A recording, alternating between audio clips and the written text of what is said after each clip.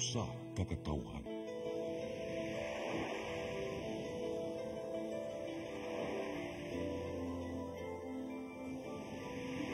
Cebu Catholic Television Network.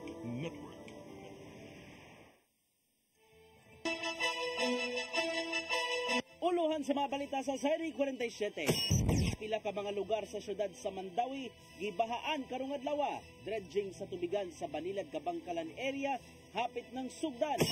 Laing pagbinos sa presyo sa petroleum products lauman sunod semana. Unang semana sa klase sa Central Visayas hapsay ug malinawon. Duha patay sa managlayng pagpamusil sa dakbayan sa Sugbo kaganiyang kadlawon. Sugbo, Kabisayan ug Mindanao, Pilipinas ug katawhan kutos maabot atong Sibya sa tibuok kalibutan mayong hapon. Live kita karon sa CCTN Channel 47 ug kini ang tulumanon sa nagunang kasayuran nga angay natong masayran. Sa nga ni Attorney Danica Caballes, ako si Dennis Tabar ug kini ang Seri 47.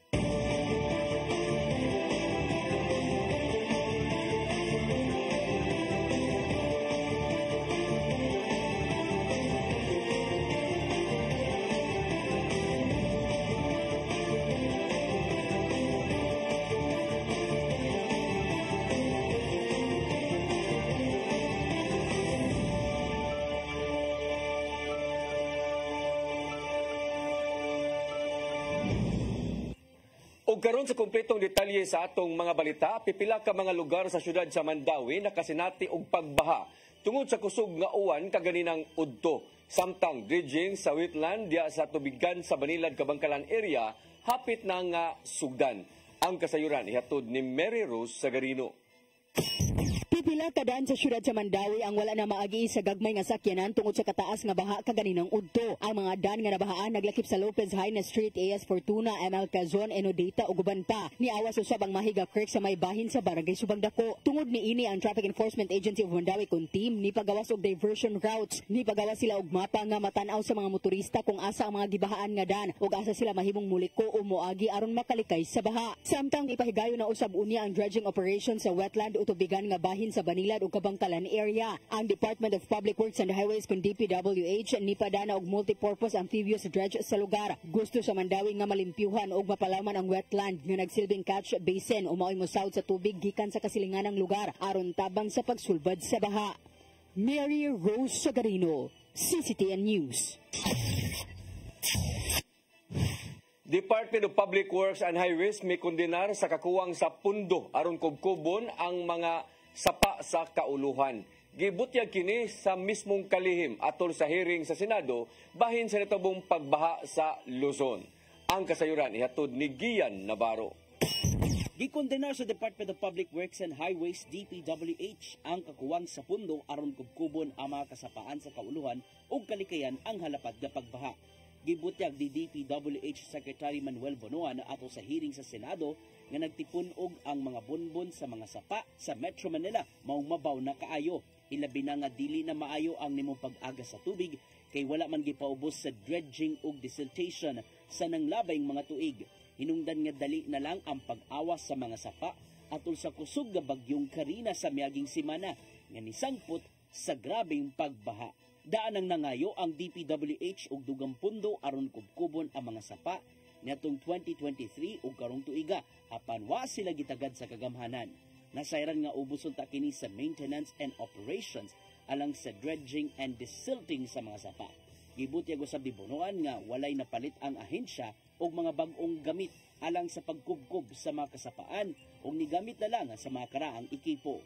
Maong hatagan sa og pagtagad sa Senado ang mga request bahin sa mga gamit, ilabi na nga ilang sukit-sukiton ang mga programang ilakip sa 2025 National Budget. Gian Navarro, CCTN News. Lauman sa tanang motorista ang laing pagminos sa presyo sa produktong petrolyo sugod karong sunod semana. Mobarato ang krudo og 20 centavos hangtod na sa 40 centavos matag litro, samtang 30 centavos usab hangtod sa 35 centavos ang kada litro sa kerosene. Minusan usab og hangtod sa 20 centavos ang matag litro sa gasolina. Suma pa sa Department of Energy Oil Industry Management Bureau nga nagkahinay ang demand gikan sa China. Plano usab sa mga oil producing countries nga dugangan pa o supply sa petrolyo alang sa kalibutanong merkado. Mopahigayon og public hearing ang Regional Tripartite Wages and Productivity Board 7 karong nga buwan na sa managlahing bahin sa Central Visayas. Kini aron timbang-timbangon kung pila gyud ang mamahimong aumento sa suhulan sa rehiyon. Magsugod ang public hearing karong Agosto 20 sa Dakbayan sa Subo, Agosto 28 sa lungsod sa Balamban, Agosto 30 sa Dakbayan sa Bugo. Magpadayon ang mao nga panagsabot karong September 3 sa lalawigan sa Negros Oriental o September 4 usab sa Tagbilaran, Bohol. Gilauman nga ipagawa sa wage board ang mando kalabot sa posibleng aumento sa suhulan karong buwan na sa Oktubre.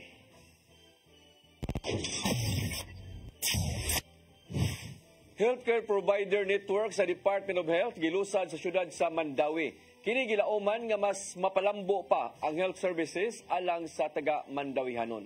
Ang kasayuran ihatod ni Mary Rose Sagarino. Gipanguluhan sa Department of Health of the Mayor Jonas Cortez ang paglusad sa Healthcare Provider Network ngadto sa syudad sa Mandawi kaganinang buntag. Ang Healthcare Provider Network gingong dakong tabang alang sa pagpalambo sa healthcare system tungod kay gipalig-on man ang leveling sa referral system.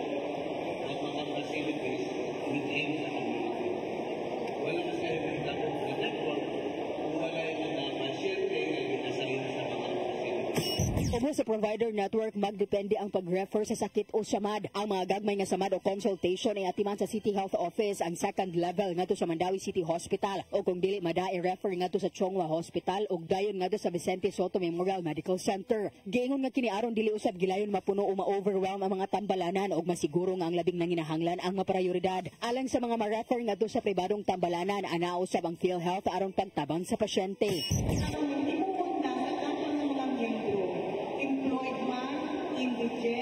Senior citizen, OFW, military personnel, basta may health number ka, may vehicle identification number ka, muadto ka lang sa City Health Office or sa Mandawi Hospital, kung asang preference yun. Magpakonsulta ka, because libre ang pakonsulta, libre ang tambal, libre ang laboratories. Ang Mandawi ang gingong unang local government unit sa Visayas ang nga nakapatuman sa full implementation sa Healthcare Provider Network. Kaya maraming salamat sa lahat na nag-contribute sa momentous occasion na ito. Together, we will chart a course towards a healthier, brighter future. One where healthcare is not just a service, but a profound expression of humanity. The DOH, of course led by our Secretary Ted Herbosa, represented here in Region 7 by Dr. Bernardes, promised to continue its help in pursuing a better health system for Mandaue City. Patungo po tayo sa isang mahusay na healthcare provider network hanggang maabot natin ang layunin ng isang mas malusog na Mandaue. The good thing about this is yun ay commitment. Sakto ang pamamanan natin kapag dili ko siya ang gusto.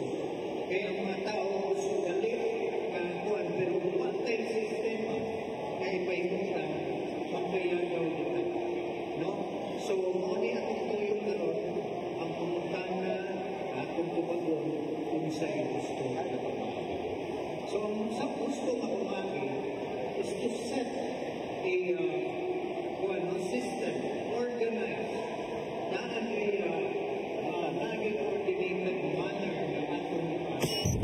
Mary Rose Sagarino, CCTN News. Gipahigayon karong adlaw sa Lapu-Lapu City Government ang eye screening para sa gusto nga mopahimos sa libre nga cataract operation. Kini mo ikatulong higayon nga pagpahigayon sa screening o ga nakita nga mas daghan na ang nagpa-screen kung itandi sa nag-una nga mga screening. Ang kasayuran ihatod ni Crystal Joy Filerca. Gipahigayon kaganihang buntag sa Lapu-Lapu City Government ang eye screening para sa buot mopahimo sa libreng cataract operation nga gidalit sa dakbayan.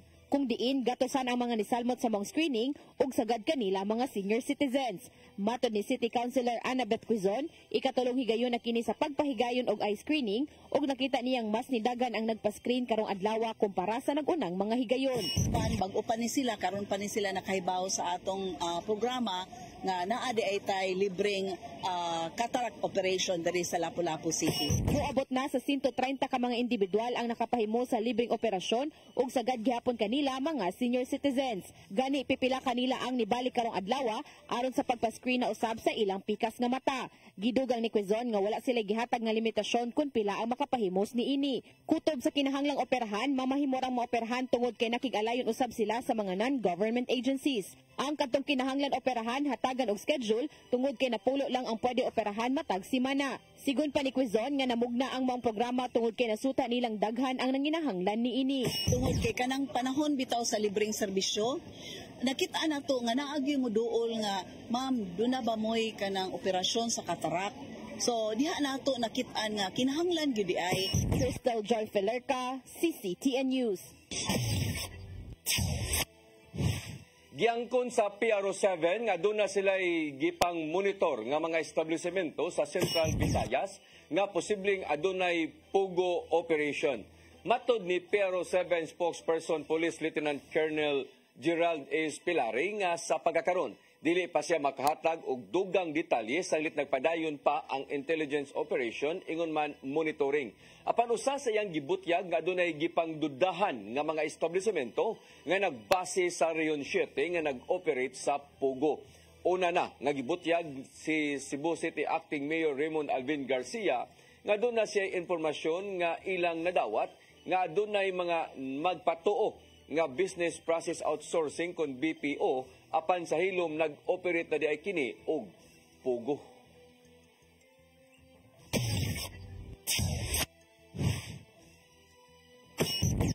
Musunod, unang simana sa klase sa Central Visayas, hapsay ug malinawon. Kanaguban pa mga balita sa pagbalik sa Sairi 47.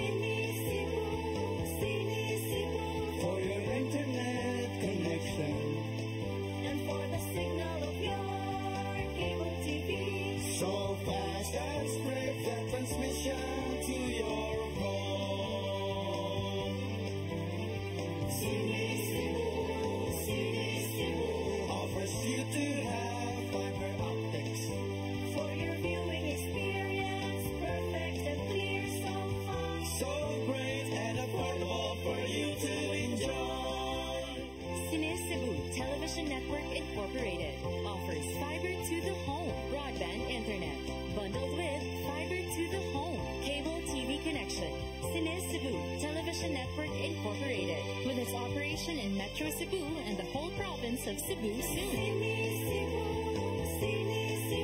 For your internet connection and for the signal of your cable TV. so fast and straight that transmission to your home. Sini Cebu offers you to have fiber optics. For your viewing experience, perfect and clear, so fast. So great and affordable for you to enjoy. Discover the beauty of the Philippines.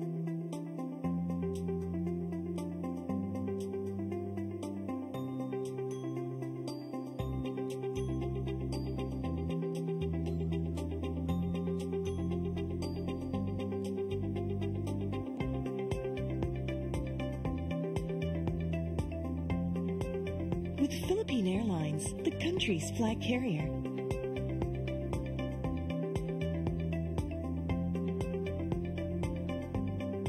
The airline that lets you feel the warmth of the nation.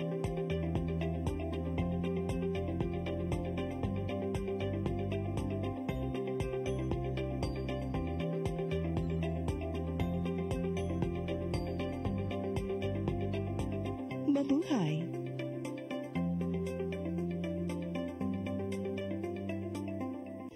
Come October 4, 5, and 6, another gathering will be held in Cebu City, the first National Charis Conference, which is open to all charismatic communities, realities, and expressions.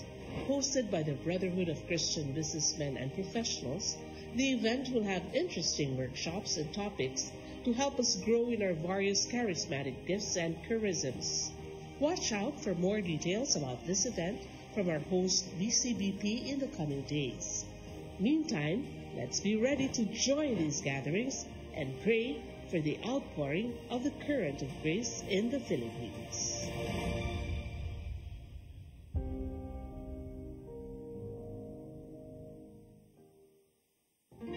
I am the God that healeth thee. I am the Lord, your healer. I sent my word and healed your disease. I am the Lord, your healer. I am the God that healeth thee. I am the Lord, your healer. I sent my word and healed your disease. I am the Lord, your healer. I am the God that healeth thee. I am the Lord, your healer. I sent my word and healed your disease. I am the Lord, your healer. I am the God that healeth thee. I am the Lord, your healer.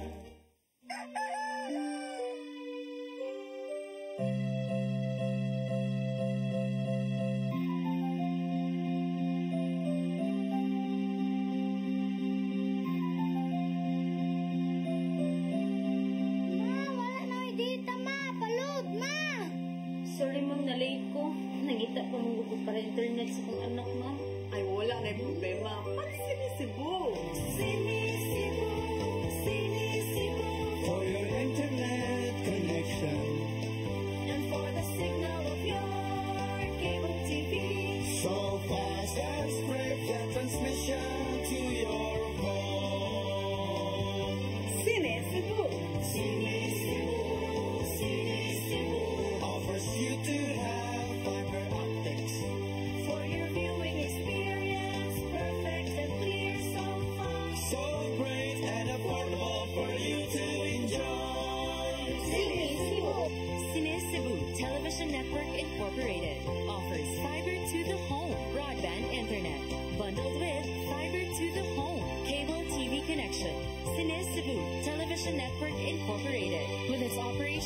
Metro Cebu and the whole province of Cebu soon. And affordable for you to enjoy. Cine Cebu.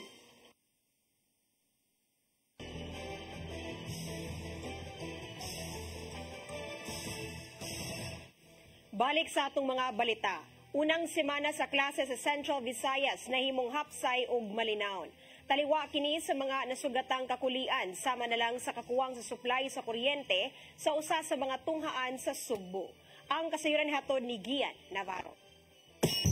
Nasuta sa Department of Education nga nimong hapsay ug malinawon ang unang semana sa school year 2024-2025 sa Central Visayas. Gitaw silang Regional Director nga si Dr. Celestiano Jimenez nga silang pagsuroy sa mga eskwelahan adunay pipila nga nihimo og mga kasikas aron hangpon ang tanang mga namalik sa pag-eskwela. Gawas sa nindot nga pa-welcome nga to sa mga estudyante, ang mga school heads nihimo og mga pamaagi aron mas madasig ang mga tinun-an sa pagtungha. Yung schools division offices who are really giving their best para masiguro nga ang atong mga bata ma-welcome. So nag-visit po some of the schools pag-welcome na sila yung mga booth dito, na sila yung mga kanang mga welcome na activities, no? Hinuon kalikayan ang mga kakuliang nasugatan sa pipila ka mga tunghaan sa rehiyon, sama na lang sa Bangkal Elementary School nga napabiling issue ang kakuwang sa power supply sa ubang classrooms. Gisusi na silang buhatan ang mga problema sa tinguhang matauran o kuryente ang mga lawak sa ringan sa labing daling panahon. Samtang gi-repair na usab ang ubang mga classrooms nga nangaguba sa nanglabay nga mga panahon. Sa concern sig ulan ang kuansad ngit-ngit, no? So mo sad nay usang gitan-aw na pod. So I hope that within this week ma-address na gyud totally ang mao nga problema. Ana sa 1.9 milyones ka mga tinun-an ang naka-enroll na sa mga tunghaan Lukop Central Visayas. Apan gitataw ni Jimenez nga adunay pay mga lugar nga wa pa makahatag og report bahin sa nimong enrollment status sila mga eskwelahan. Kini aron makabot ang ilang target nga 2 million enrollees sa Central Visayas ning bag-ong school year. Sabi na ka mga bukid dugay makahatag silang enrollment kay kinahanglan magid nga masud sa LIS. So system man siya niya kinahanglan og internet, kinahanglan og gamit ang mga teachers og equipment. So ang pag-encode kamunda mao ang pagsugod na sa pagsibog ngadto sa naanda niyang June to March nga school calendar. Gian Navarro, CCTN News. Pagpanghatag og libreng school supplies sa mga tinun-an sa pampublikong tunghaan sa Dakbayan sa Sugbo nagsugod na. Karong adlaw anaa sa upat ka mga tunghaan ang gibisitahan ni Acting Mayor Raymond Alvin Garcia ug nangunay sa pagpanghatag niini. Ang kasayuran ni hatod ni Mary Rose Sagarino. Gisugda na ang pagpangapod-apod sa libreng school supply sa mga tinun-an sa mga pampublikong tunghaan sa Cebu City. Karong adlaw nangunay si Acting Mayor Raymond Alvin Garcia sa pagpanghatag sa mga gamit pang-eskwela sa upat ka mga tunghaan sa habagatang bahin sa syudad. Nahatag ang kapin 2,000 ka mga school kits sa Alaska Mambaling Elementary School, Mambaling Elementary School ug Punta Princesa Elementary School. Samtang kapin 4,000 ka mga school kits ang nahatag sa Don Vicente Rama Elementary School karong adlaw. Ang maong proyekto pinasikad mismo sa kagamahanan sa syudad sa Sugbo inubaran sa Local School Board o Department of Education. Sud sa usa ka buwan, makadawat ang 120,000 ka mga tinun-an og libreng gamit na pang-eskwela karong namalik na sila sa klase. Naglangkob kini sa ballpens, lapis, notebooks ug daghan pa. Ipangapod-apod kini sa tanang mga tunghaan gikan sa 80 ka mga barangay sa Dakbayan. Matud ni Garcia nga gituyo nila ang maong proyekto aron hatagan og kadasig ang mga estudyante sa pagtarong og pagkugis sa pag-eskwela. Tungod kay ang mga bata laumang makalambo sa tagsa-tagsa ka mga kinabuhi ug sa ilang palibot. Mary Rose Sagarino, CCTN News. Moabot sa 177 ka mga tinun-an sa Lapu-Lapu City ang nahatagan og PSA-issued birth certificate sa Lapu-Lapu City Government. Gingusgan kini sa PTA Federation tungod kay gamit kini sa ilang enrollment. Ang kasayuran ni hatod ni Crystal Joy Pelerca.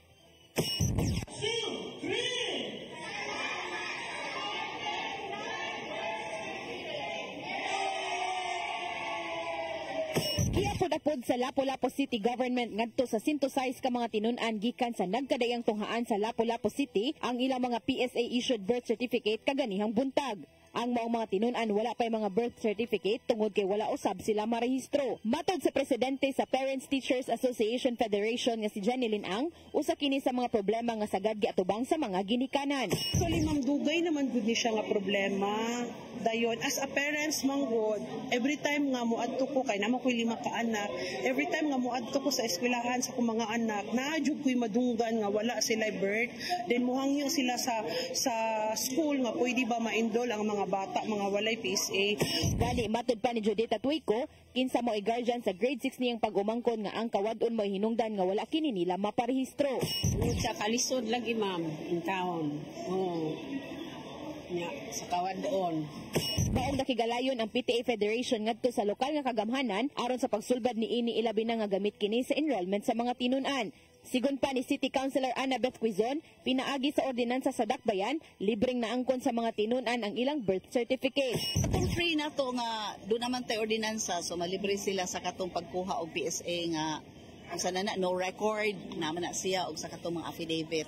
Apan gidugang niya nga ang PTA Federation mao ay nangusog aron nga mahatagan og birth certificate ang maong mga tinunan. Niadtong Lunes, 71 ka mga birth certificate ang ilang gihatod sa mga tinunan sa Olango Island.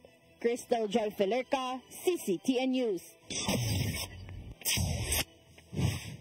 Miabot na sa 98 milyones ka pesos ang kinitaan sa Office of the Building Officials kung OBO sa Dakbayan sa Sugbo gikan sa Enero hangtod sa ning tuiga. Mas taas kini itandi sa susamang panahon sa miaging tuig din anaa sa 92 milyones pesos ang kita sa OBO. Gireport sa OBO head nga si Architect Florante Catalan nga niadtong Hulyo 24 kun Hulyo 2024 niabot na sa 9.2 million pesos ang revenue sa ilang buhatan.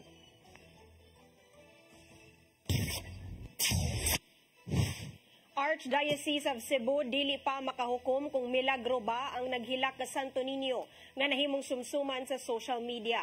Mipainomdom ang usa ka pari nga mas maayong palagman pa ang pagtuo sa Ginoo inay mutuo sa mga katingalahang butang. Ang kasayuran hatod ni Gian Navarro. Nahimong sumsuman sa katawhan ning si Manaha ang naghilak nga imahe ni Senyor Santo Niño sa Sitio Tayud, Barangay Basakpardo, Dakbayan sa Sugbo. Sumapa sa mga nakasaksi nga naitabo ang pagluha sa mong imahen nitong Biyernes sa gabi. Matod sa nag-upload nga samtang naghipos sa mga gamit, apil ang mismong imahen sa bata, nabantayan na lang nga wala na mihunong sa pagtulo gikan sa iyang mata. Hinungdan nga gikatingalahan og nanglimbaut ang balhibo sa mga nakakita nini online. Pagkalabay sa mga adlaw, daghanang nangadto sa Pinoy-anan aron makasaksi sa mga binuhatan. Gihulagway mismo sa kaparian sa Archdiocese of Cebu nga extraordinary o katingalahan lang ang maong butang. Suma pa sa sakop sa Commission on Worship na si Father Japet Genzon nga wa panilusad og investigasyon ang Archdiocese bahin nini o wala pa usab sila nangahas sa pagsusi. Gawas nga dili pa nila matataw kung tinuod ba ang maong katingalahan, dili pa gayud nila mahukman kung usa ba kini ka milagro o dili. Nasayrang taas-taas ang proseso sa pagpamatuod gikan sa lokal nga simbahan pinagi sa Archdiocese hangtod na mismo sa Vatican City sa Roma. Sa ilang giingon nihilak ang maong imahe, no? Apan no one from us, no, makasulti kung kini usa ba ka milagro kay tungod muagi man ni siya og usa ka proseso sa simbahan. Mangauhag sa Archdiocese ngadto sa katawhan nga kung mahimo, dili dayon mutuo sa mga katingalahang butang, sama na lang sa naghilak nga ninyo. Dungan sa kabalaka, nga posibleng gamiton sa tagtungod ang imahen sa dili maayong pagi o di ba ka pagpangwarta. Inay katuuhan ang maong mga butang. May painumdum si Genzon sa mga Katoliko nga palawman pa ang pagtuo sa Ginoo. Dili ra matud pa kutob sa imahen ang hugot ka pagtuo sa labawng makagagahom og inubanan kini sa pagpakabuhi sa mga gipangtudlo nga nakalatid da sa balaang kasulatan. Sa lawom nga pakigrelasyon nato sa Dios, no, sa atong tinud-anay nga pagkinabuhi isip mga binunyagan nga Kristiyano Katoliko. Navarro, CCTN News. Mosunod, duha patay sa managlaing pagpamusil sa Dakbayan sa Sugbo, kaganiyang kadlawon. Kanaguban pa mga balita sa magbalik sa Sairi 47.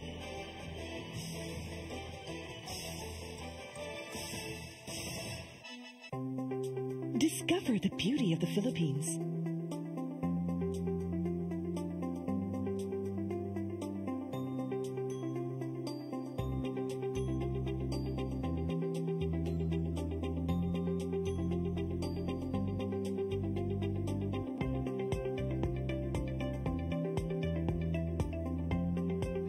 With Philippine Airlines, the country's flag carrier.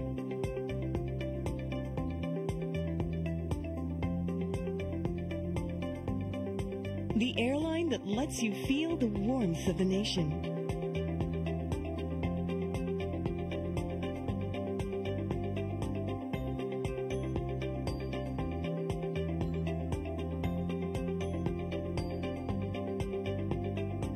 Mabuhay!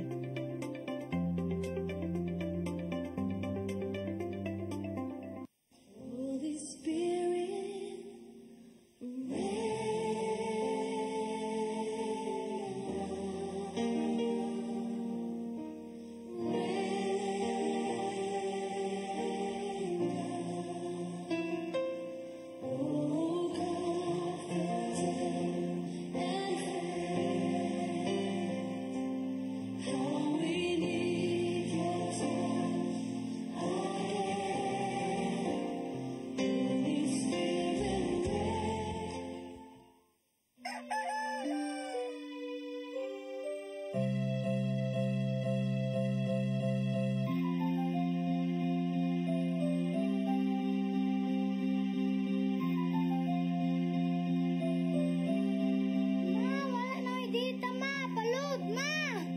Sorry ma'am, na-late ko. Nangita pa mong gusto para internet sa kong anak ma. Ay, wala na problema. Pag sinisibo. Sinisibo, sinisibo, for your internet connection and for the signal of your cable TV. So fast and straight the transmission to your home. Sinisibo. Sinisibo, sinisibo, offers you to have fiber optics for your viewing experience. Perfect and clear, so fast, so great and affordable for you to enjoy. Sinisibo. Sinisibo Television Network Incorporated offers fiber to the home broadband internet bundled with fiber to the home cable TV connection. Sinisibo Television Network Incorporated with its operation in Metro Cebu and the whole province of Cebu soon. And affordable for you to enjoy. Sinisibo. Come October 4, 5, and 6, another gathering will be held in Cebu City, the first National Charis Conference, which is open to all charismatic communities, realities, and expressions. Hosted by the Brotherhood of Christian Businessmen and Professionals, the event will have interesting workshops and topics to help us grow in our various charismatic gifts and charisms. Watch out for more details about this event from our host BCBP in the coming days. Meantime, let's be ready to join these gatherings and pray for the outpouring of the current of grace in the Philippines.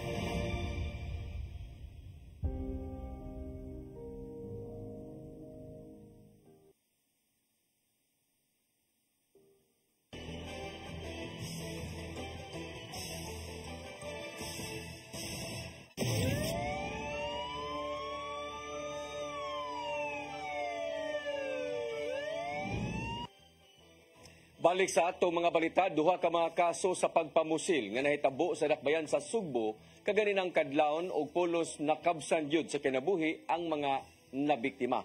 Cebu City Police Office aduna nay nailhang mga responsable sa mga pagpamusil nga mao karon ang gigukod sa mga pulis. Ang kasayuran ihatod ni Arnold Bustamante. Duha ka mga kaso sa pagpamusil ang nahitabo sa dakbayan sa Sugbo ganinang kadlawon din aga mga biktima pulos nakadas. Una nga pagpamusil nahitabo sa sitio Daklan, Barangay Tejero sa dakbayan Sugbo alas 2:30 sa kadlawon. Din ang biktima nga patay diha dayon gila nga si Romy Jean Villarus. alias Lunglong, 37 anyos, dunay kaipon nga residente sa sitio Bac Blessed Sacrament sa Barangay Tejero.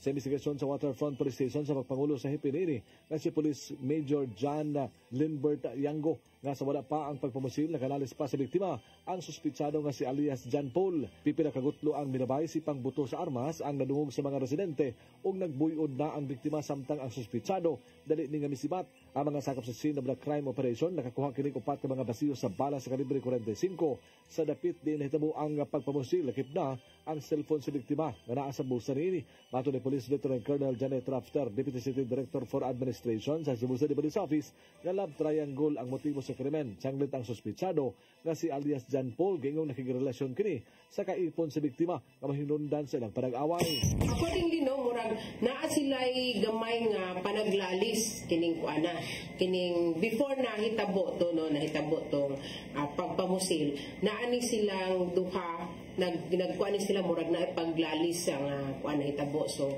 and then murag silang paglalis ning dagan ning biktima then gipusil sa suspitsado. Ibutang na after nga ang biktima nadakpan na kaniadto sa kaso sa illegal gambling o gingong nalambikin usab sa illegal nga drugas samtang ang suspitsado nadakpan na usab sa kaso sa illegal nga drugas o nadto miyaging tuig nakagawas ni sa Cebu City Jail. Si alias John Paul gipasakana sa kining kaso sa Waterfront Police Station. Duha ka buwan na ang nakalabay human magpabutog armas di naigo ang iyang kaipon. Samtang gialarma usab sa Mambaling Police Station ang usa ka pagpamusil sa sitio Naba, Barangay Mambaling sa Dakbayan, Sugbo, pasado alas 4 sa kadlawon. Ang biktima gilangan si Victor Aguilion, 67 anyos, na nagpuyo usab sa mga lugar. Matod sa eksyon sa biktima nga dunay duha ka wala maayong lalaki ang nanuktog sa balay sa biktima ug nanawag sa iyang pangalan kay mopalit kini illegal nga drugas. Apan sa dihang gibalibaran nga wala na siya mamaligya nang lakaw ang duha apan pipila ka segundo mibalik di og gisulod ang balay niini ug daing pusil tumong sa lawas ug ulo niini nga miresulta sa iyang kamatayon. Ang mga pulis sa Mambaling nagpadayon pa sa ilahang investigasyon ug pag-ila sa mga suspitsado. Arnold Bustamante, CCTV. Patay nang napalga ng 27 anyos nga babaeng sales lady sulod sa ilang balay sa sitio Laguna, Barangay Bulacau ning Dakbayan sa Sugbo kaganihang udto. Giila ang sales lady nga si Charina Relativo, lumad nga taga-Argao sa probinsya sa Sugbo. Adunay sunog sa buhok si Relativo nga gituuhan nga gisuwayan kinig sunog sa responsable ug duna usab nakuha nga burner sa butane sa uluhan niini. Samtang ang kapuyo nga si Junggi Enriquez mitugan nga naguna siya og lakaw kay siya ang opening sa mall. Nagduda si Enriquez nga nagpatay niini kadtong mga lalaki nga kanunay mamuso sa panahon nga kini maligo. Ipaubos usab sa autopsy ang patayng lawas sa sales lady.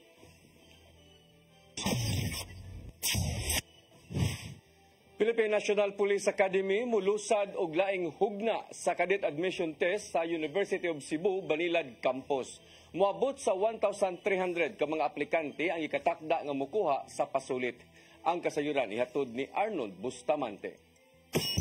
Laing hugna na usab alang sa ipahigayon nga PNPA Cadet Admission Test kay pahigayon karong Domingo, Agosto 4, 2024 sa University of Cebu Banilad Campus. Alam nito nga nagtinguha nga mosulod sa pagka-police officer.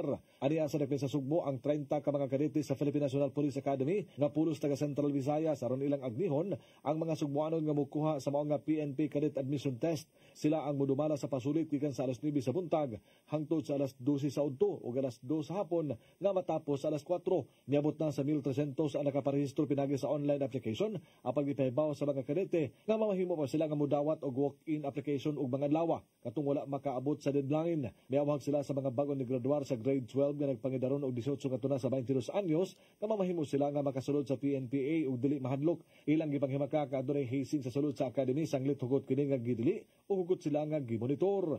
Si Police Lieutenant Colonel Gerard A. Spilare, ang spokesperson ni Police Brigadier General Antonio Abirin, hepe sa kapulisan sa Central Visayas, nga graduado usab sa PNPA Class of 2007, mi klaro nga ang academy dili lang kini training institution apan usab kini ka academic institution diin sa upal ka tuig bansayon usab ang utok niini.